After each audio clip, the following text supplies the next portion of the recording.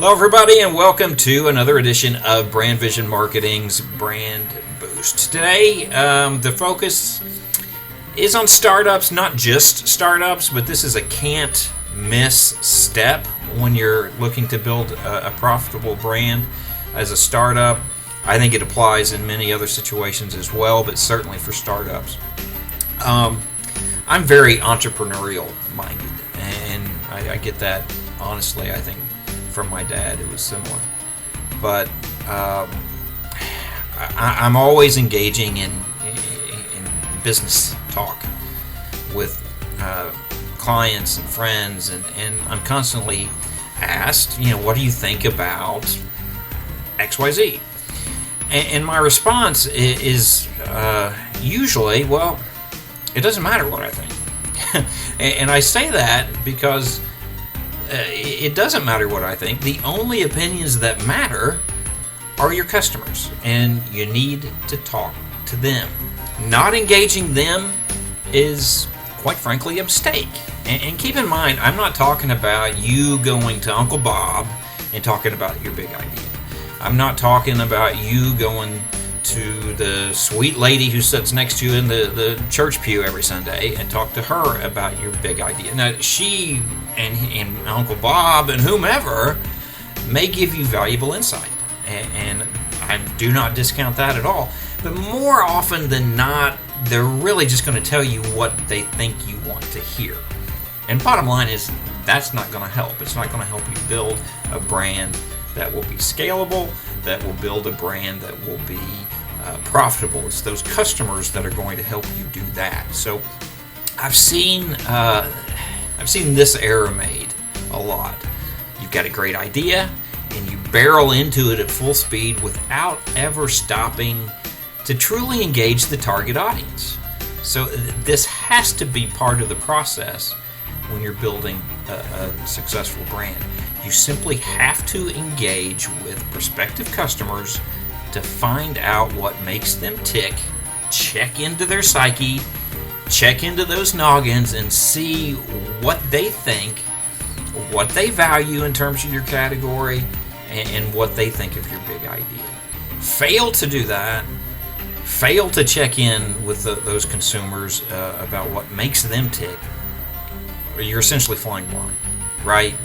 You may not feel like you're flying blind because you've got a good sense of where you want to go with the brand, but until you know exactly what those who are going to be consuming this brand are thinking, you're essentially flying blind, and that could create some hiccups down the road. So to help mitigate this, for the last 30 years plus, we've used a 3-step process in building a brand, and quite successfully. But whether it's a startup or an existing brand, I've used this process for both. I think it's important for both, but I think it's especially important for a startup because startups are a blank canvas. A new brand represents a complete clean slate to the consumer. We've talked about how brands are about relationships, how every interaction is like a manila folder in the mind, where every interaction you just file away notes on that experience in that manila folder, and brands are the culmination of that. And with a startup, that manila folder is empty. You're starting from scratch, and it's very helpful to build a foundation from that clean slate with a new brand. So this process is especially important there. I've used this for all kinds of industries, law firms, the financial sector with community banks and credit unions, products like protectant sealants, retail outlets from menswear, womenswear to baby clothing, accounting firms, even a bail bond company, and daycare. Each was on a different place on the brand continuum, meaning some were brand new startups and others had been around for a decade or more. The 3 steps that we'll talk about today before I hone in on one of them. The first is brand focus, the second brand training, and the third is called brand plan. the first step is brand focus, and that's the research phase. It's a series of customer surveys, focus groups, various research tools used to discover the most profitable direction to develop the brand. Once we have that direction, we train employees on living that brand, bringing it to life with those that matter most, and that's your customers and how that's your employees rather, and how they interact with your customers. That's brand training. Finally is brand plan, where we develop a media plan to connect with the target audience and communicate that brand through various channels with continuity from touch point to touch point as we promote that brand. So brand focus is what I want to focus on today, because I think it's probably arguably the most important step. It is step one. It is the ground level step, and it's also often skipped over. Why? Well, honestly, it's a budget concern for many, and I totally get that. I've been on both sides of the table, and as a full-service agency, we're brought in to manage that budget with the goals in mind that we're set out to accomplish. And I understand budget constriction. I understand those kind of concerns. Other times, it's because the entrepreneur is completely set on a direction and very confident in that direction, so they feel like it's a waste of time and money to go through that brand building process through brand focus, and I get that too.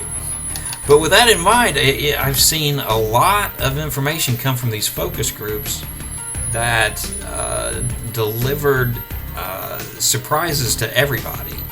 And for instance, a daycare. It's a daycare that had been around for 8 or 9 years, but needed to get to the next level in terms of its revenue. It lacked a distinctive brand identity, so we were kind of brought in to focus on building a profitable brand that would fill up classes.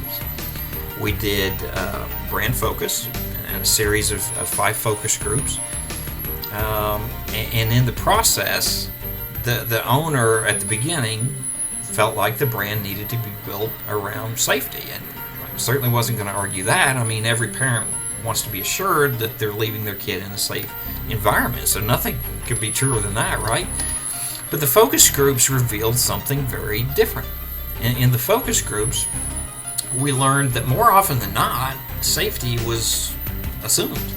Parents just naturally assumed that they were leaving their kids in a safe environment, that staff was well trained, blah, blah, blah. So safety was just kind of a misnomer. And every other brand out there promoted itself with those same elements, so there wasn't distinction there. But the focus groups revealed that parents typically felt guilty about leaving their kids at daycare. But if the kid was having a blast when they picked them up, then that guilt was greatly alleviated. So they felt pretty good about taking them to daycare when that was the case. So do we build the brand around safety, which is assumed by the target audience, or do we build it around fun?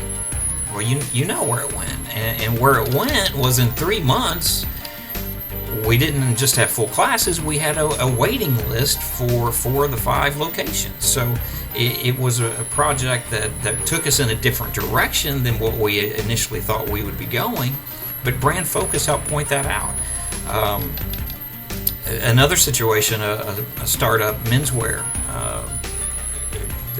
we did focus groups with them where they're targeting high-end execs, and they wanted to be very customer service driven, but again, that's not a distinctive identity in the marketplace. But what we did and discovered through a series of focus groups was if we brought the store to them, then we would be communicating that level of service that would speak to the brand, that would speak to service, and we would be saying that without ever saying it. We created a personal shopping experience of sorts where the store, if you're looking for, to buy 4 or 5 shirts, then they would bring you, 15 shirts to check out.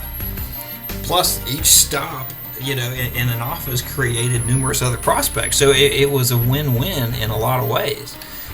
So those are two examples where brand focus helped set us on a right path that we probably wouldn't have headed down to begin with were it not for going through that process.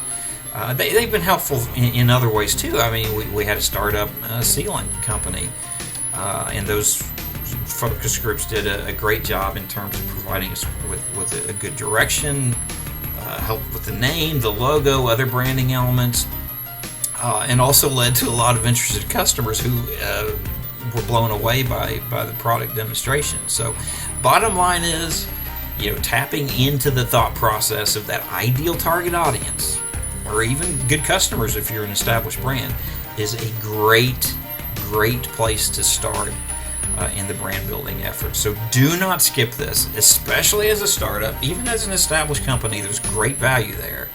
But regardless of your goal, putting the brand on a profitable path is the ultimate goal. And this three-step process is going to help you get there, and brand focus is a big part of that. Questions? Email us at info@brandvisionmarketing.com or visit our website at brandvisionmarketing.com to schedule a free discovery session. Thanks for watching BrandBoost, and have a great day.